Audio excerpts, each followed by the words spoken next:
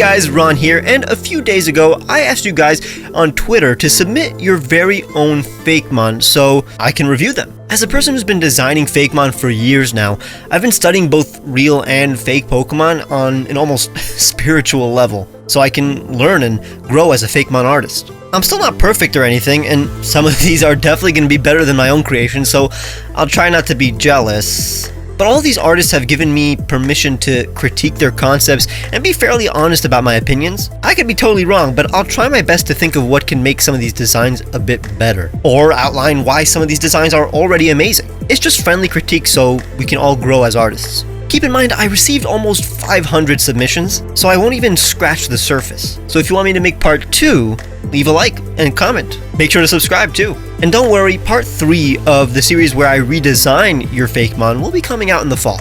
Okay, let's do this. I am scared. Okay, so we have by Miranji these designs. First up, this is literally flawless Gen 5 sprite work. This is amazing. These designs are definitely more like joke designs, but as joke designs, they're still they're executed literally perfectly. I'm personally never a fan of literal objects. This could be its tail, and it probably is, but it would have been cool to see it more look like a tail.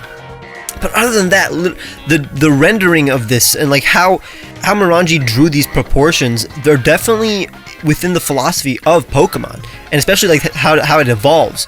This is a Gen 5 design right here. It's not just because it's very literally American culture-wise, but it's just the progression and obviously the sprite work. It's literally perfect. It's perfect for what the design was supposed to be. Okay, now we have Gen 9 starters from a predicted Italy region by Hoops and Hip Hop, a friend of mine, and PokeTuber if you don't know. Honestly, this GOAT, perfect starter Pokemon in terms of proportions. They're all really good proportions wise. When I was making my starters, I didn't nail the proportions at the time. I mean, that was 2 years ago. If I redesigned them, I may have, but proportion wise, these are really good starters. A rule of thumb whenever designing cute Pokemon is always try your best to get as big of a forehead as possible. Obviously there are exceptions, and especially if it's looking up, forehead will be smaller based on perspective and foreshortening. But I think a design like this would have benefited a bit from just a slightly bigger forehead. Even if it's looking up, it may have overdid it with the asymmetry, especially for a starter. They're usually very simple, but it didn't cross the line. It's tame. But this is my least favorite, mostly because its mouth is covered. I don't know what the hell its expression is, and nowadays a lot of starters, they have personalities. I mean, even since the beginning, the starters' personalities have been present from their official art, even if they don't have crazy personalities like some of them do nowadays. But yeah, a mouth is always cool. I'm talking about first stage starter. Even if the mouth is obscured, at least the eyes are showcasing the personality. Whoa, okay, now Soup Juice. These are Pokemon I like. I'm personally not a fan of the pencil they used, but I mean, it's their choice, it's their art style. But design wise, this is perfect. I don't think it's perfect for a starter. I don't think this is a starter. This is not a starter, so it's totally fine. This could be a pseudo legendary. Honestly, a grass fairy horse pseudo legendary wouldn't be bad. Honestly, I would have had some of this grass here instead of this flower. You see how you place the flower on the green here? Then you basically establish the rule that the flowers are now from the grass. But now the flowers randomly, in parts of the body that doesn't have grass, is a little incongruent. Again, who cares? It's not there's a rule. It's just, in my opinion, better harmony. But you see, exactly like you did with the evolved form. You see, you put all the flowers are on the grass parts. I like this one a lot, and it's going through a personality change. I like it when the starters start out happy, or just any evolution line start out happy, then they're a little less confident as they gain their powers, but then when they evolve, they're confident and beautiful. Yeah, this is great. Nailing a Pokemon, a Fakemon design is all about the proportions. You nailed the proportions of a Pokemon like this, and that's why it looks more realistic. What makes it a little less realistic is just the fact that it's a little too complicated. Again, that could be part of the design. It's just an ornate Pokemon. The eyes are beautiful. I'm always a fan of interesting eyes because they're very hard to do. As a Fakemon artist, I know it's hard to do, to come up with a new and unique eye. Honestly, the chest flower is unnecessary. It just makes this whole front part a little too cluttered. And I would have personally stuck with one color for this mask. A lot of these you're going to see, they're fantastic designs, like better than anything I can do, but they may have something that makes it less feel like a Pokemon because they go against some of the established design philosophies of the franchise. But again, Pokemon's design philosophy changes every generation. Oh snap, okay, Kai's Fakemon here definitely nailed the Sugimori style. Let me look at this evolution. So now, in terms of the Sugimori style, Kai's up there. 8 out of 10 in terms of Sugimori style. Now, people forget that evolutions, they have very simple designs. None of them are over-designed in my opinion. And I think this is slightly over-designed for an evolution. I love the face patterns, and I love the color scheme. The only problem also is that evolutions, their type is very clear from the design, other than Sylveon, but like, now that we have fairy type, it's clearly a fairy type. While this could definitely have been an electric type, even though it's a steel type evolution. So it's like, this could have been a steel electric type Pokemon, and it would have been, totally acceptable. And you want your steel evolution to come off as pure steel. But concept-wise, if that rule didn't exist, fantastic design. You definitely nailed the proportions of an evolution too, which is hard. Sometimes people don't nail the proportions of an evolution Fakemon. Like, I'm a huge fan of the colors. Okay, now Michael, Ryan, we have more evolutions and even, I'm assuming, a starter? Let's look at this for a second, actually. Alright, so this is the classic mummy ghost type evolution. In terms of mimicking the Sugimori style, this is perfect. I like it a lot, actually, and I like the color scheme.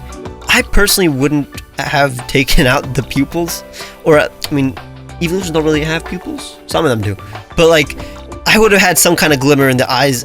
I see no personality. Maybe that's the point. And a lot of times, as Pokemon artists, and even artists in general, you may have a point, and you may have a reason to do unconventional stuff, like leaving out the eyes. It may be a really valid artistic decision. But the point of Pokemon is literally, you're supposed to market them. They're supposed to be marketable sometimes, especially evolutions, and people want to see the eyes of their evolutions. They want to get attached to them, at least a mouth. Like, if you were going to take out the mouth, the eyes, at least put a mouth, I also wouldn't have put that unknown. If you wanted the unknown, maybe make it less literal, like take out the white, so it's not a literal unknown. It looks like this guy has a tattoo of an unknown. Make it more arcane looking instead of a literal unknown, Berserker? I was about to say Berserker, but Berserker, this is perfect design. 9.9 out of 10. I wouldn't have had these claws here. Because they're also very dainty. Because the question is this the fur of another bear Pokemon? Or is it just grass? I assume it's just grass.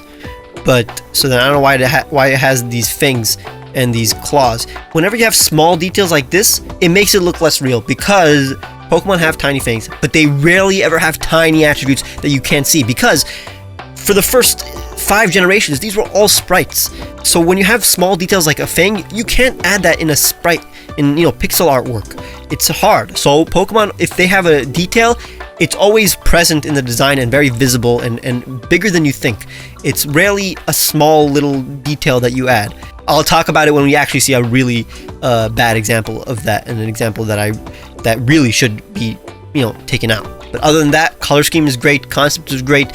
For a starter, I'm sure everybody would want this. I would personally use this. This is a great Norse Pokemon and a great starter. Okay, I follow Vish, so I've seen this before, and I've always wanted it to say somewhere that this is a fantastic design. I'm a huge fan. I don't know if I've seen other designs like this. I don't know if it was Vish who made them. A frog with like a flower sousaphone. Perfect concept. Really well executed design. Honestly, flawless. And again, it's like, you see this, and it's not in Sugimori style, but it's like, who cares? If the proportions, the concept, the design is literally perfect, it still looks like a Pokemon, even when it's not in a Sugimori style. You see like there are different styles for Pokemon that are official, like the anime style, the Dreamworld art, different merch that still has Pokemon and they look like Pokemon. It's all about the proportions, and this was nailed. And the color scheme is also perfect. The amount of detail for the design, for the patterns, is also perfect. There's no small details that you can't really notice.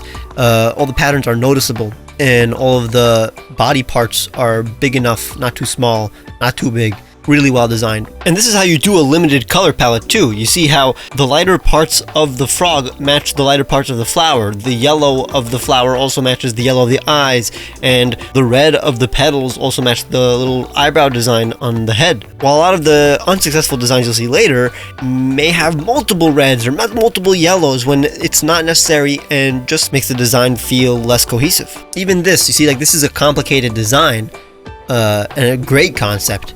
But you see, even if it doesn't have eyes, you understand the personality through the body language, through the mouth, and the way this translucent terrarium was rendered, it looks delicious. Like, it looks like jelly. I would eat it for some reason. Right on the border of being over-designed, but it's not. When a Fakemon artist can make a design that has this many elements without it being over-designed, they know what they're doing. Okay, Tridex. This is a great Pokemon. Let me see this for a second. It's always hard when a Pokemon that doesn't have fingers in the real world is holding an object like a staff. You did it perfectly, made it look like a little Archaeopteryx or just, you know, a proto bird. Color scheme is fantastic. This looks like a real Pokemon. Again, far from Sugimori style, but the proportions, the amount of detail, all within the franchise's preconceived design philosophies. And you see how they stylized the beak? That's a Pokemon beak right there. Okay, Sasquatch. LeCount's designs. You got a Cornel. That's a good name. I love the shiny, although that's a little too detailed for a shiny. Like, I've never seen a shiny that has that many changes. But as a concept, perfect. I think a little too much detail on the leaves for a Pokemon design. See, and also see here, these kernels on the hat. A little less kernels would be perfect, I think. I think the eyes may be a little too lazy. They're just triangles. It looks like a flat surface over the kernels instead of, you know, part of its body. You see here on the fingertips, I guess, on the blasters, that there's many popped kernels that he's shooting. I think one is enough. Again, you want to try your best to streamline the designs. Don't add too many unnecessary details. But you're literally like 85% of the way there. Like, you don't have to you don't really have to change anything about the way you designed this Pokemon. It's just literally just streamlining parts of it. Now, Shiny Linksy has these great Fakemon done traditionally with marker on paper. This is flawless, honestly. Again, I mean, they're still on their journey of mimicking the design style of Pokemon, so there are still, you know, a little perspective mistakes. Oh, it's fire. It's just orange fur that becomes like fire pads. This is great. This is great. A slightly bigger head would make it look a little bit more like a Pokemon. Slightly. It's still like an evolved form, so its head shouldn't be huge. But you see how there's like missing space here between the head and the arms? It just would be a stronger silhouette if its head was tilted a bit down instead of up, and it had like a longer snout and just a bigger head, just to make that silhouette a little balance out a little bit more. Because it's now, if you put a line through the silhouette through the middle, most of the design is on this side. So in order to fix that, you would just extend the head to this side, maybe even make it bend a little bit more, look a little feral, like it's about to pounce, instead of just arms wide looking up. But design wise, amazing. Color scheme is great, but it's a little messy. But again, that's kind of the point of the design. Alright, so now we have this, I guess, an axolotl that is see-through. Now, again, as a concept, and even if this wasn't Pokemon, this would be a great design. But the problem, you're designing for Pokemon. That's why they're Fakemon. That's why they have Fakemon names and Pokemon types. There's too much detail. You see literally every vein. That's not how you design a Pokemon, in my opinion. The proportion as a Pokemon is fine, but in order to illustrate your concept, which is that if this Pokemon is see-through, you can see the veins or the skeleton, the nervous system, you don't want to overdo it. You could literally just have a line through it, show it like 3 branching veins. That's it. And then as it evolves, it gains more. Because then you see you already see the entire nervous system from the beginning of the design, and when it evolves, you still see all the entire nervous system. The concept doesn't change other than it just stands up. It's literally the same exact concept. And when Pokemon evolve, you want the concept to grow or change. I understand that it's probably becoming a warrior, which is cool. But it would have been cool if the see-through body parts, by the time it evolves, it isn't see-through, because that's usually how it works. But yeah, this is a little too over-designed. You see here how you literally have like 50 spikes. You want like 4. You don't have to have 4. 10 of these spikes. Make them not thin. Like, these are needles. This looks too dangerous. You want to have some cute Pokemon. Every Pokemon design is a marriage of opposites. Even the cute Pokemon have something that make them look a little dangerous. Even the dangerous Pokemon have something about them that make them look adorable and friendly. This one is just full-on scary, which is cool, but not for Pokemon. Okay, Cocktail.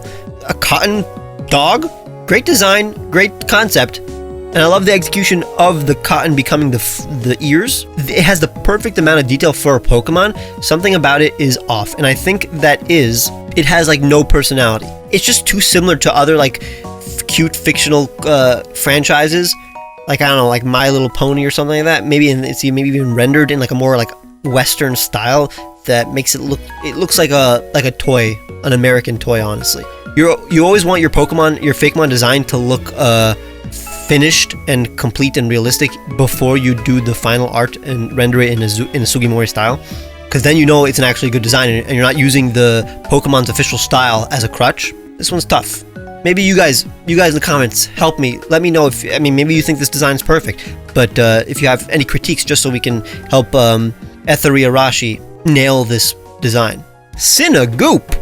Look at these. Okay, we got Hataraga. So an evolved form of Hatron, a regional evolved form of Hatron that's based on the Baba Yaga and the walking house that they have. Great. This is a great concept. Another one that's not in Sugimori style, but it feels like a Pokemon. But it really looks like the house and the Pokemon are separate, unlike Hatterene, where the hair really feels like part of the body. I guess I would just personally make the legs a bit shorter so that this part is closer to the legs. If this is a Hatcham evolution, that means that these are its legs. Those are a little too long, and they don't even look like it's connected to the main body. A little less lines would make it look less like it's a literal shack. The Manatee is perfect though. If this was literally in Sugimori style, this could pass as like a leak for the next generation. Oh snap, Matt's regional forms are pretty good. These look real. Now this is I'm assuming like just a completely new Pokemon that is attached to Slowbro. Perfect amount of detail, perfect proportions. I mean, you are basing it on an existing Pokemon, so it's a little easier. This is great. This is something they would do. I have no critique. Now Fairy-type DJ here has these Neo-Whaleton. Great name, great concept. Yes, Pokemon could potentially do this, but this is a little too literal. Even Vanillish isn't literal ice cream. It's just in the shape of ice cream. Like, it may just look like ice cream, like that may be part of the lore and it isn't literally ice cream or cream. I mean, we do have alchemy. Like, you could make it a little more clever, where it's just these are just body parts, these are shells, this is just the patterns, instead of making it look literally like a cone and ice cream. Design-wise, it's very smart. Like, this being a cone looks great. This being, a cone looks great.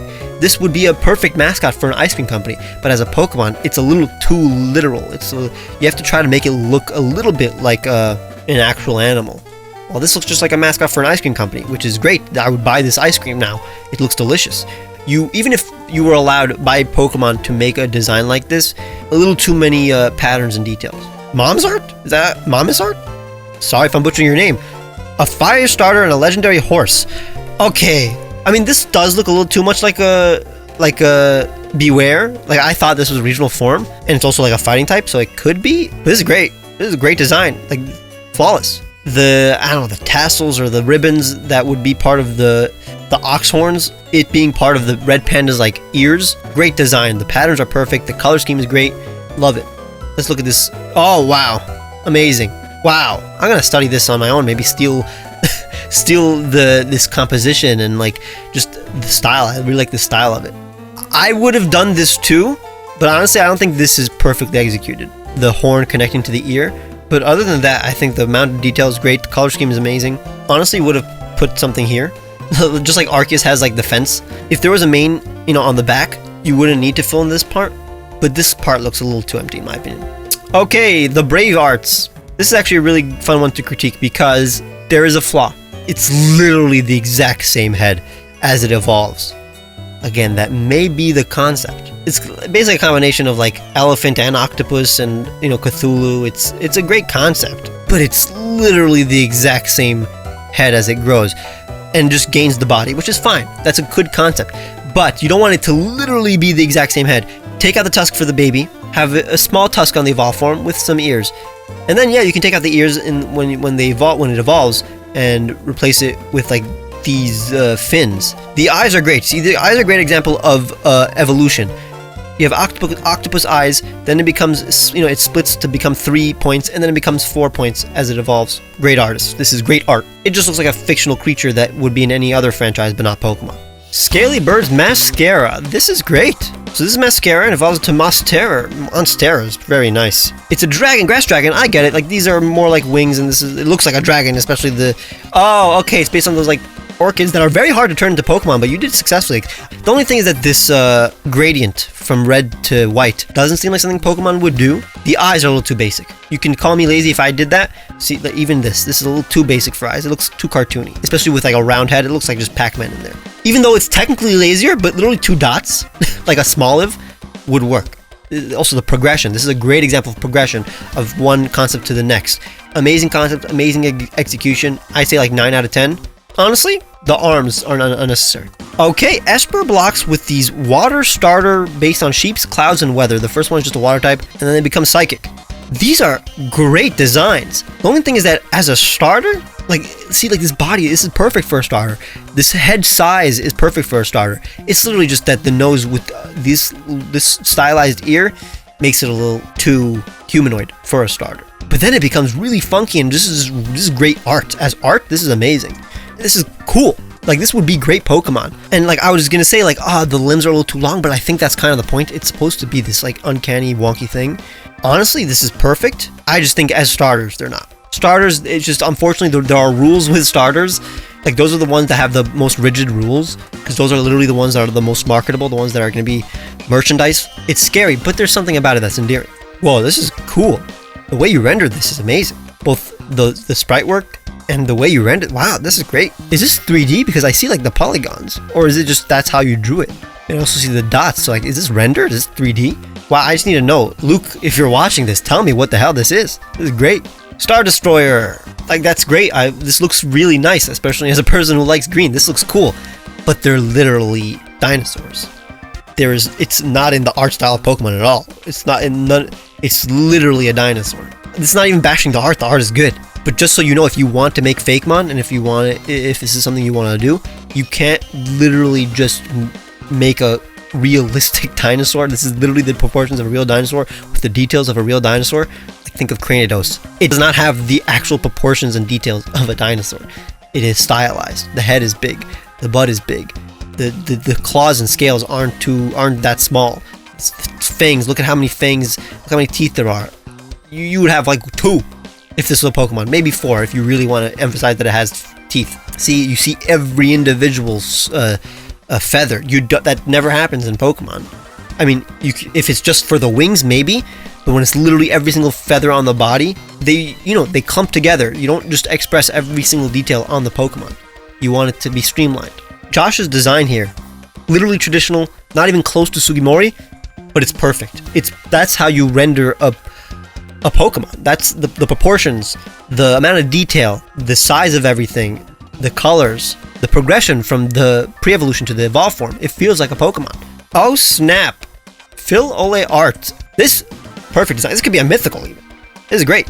But then I think this evolution is a little underwhelming. You see the ice? I don't know. I think you could have found a better way to combine it with the horn. And I'm not a fan of the eyes. Maybe those are patterns, just like a Pangoro. It looks too empty. The pre-evolved form is amazing. Well, this was just like a muskox, Razor Ninja. This is great. This is perfect in proportions, mimicking the design style.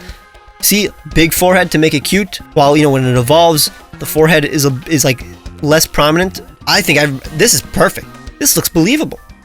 Now you see, the train dude is clearly an amazing artist. This is too literal, and a lot of Fakemon artists have this problem. They will combine 2 concepts, sometimes not in the most clever way. It's literally the sails on a whale.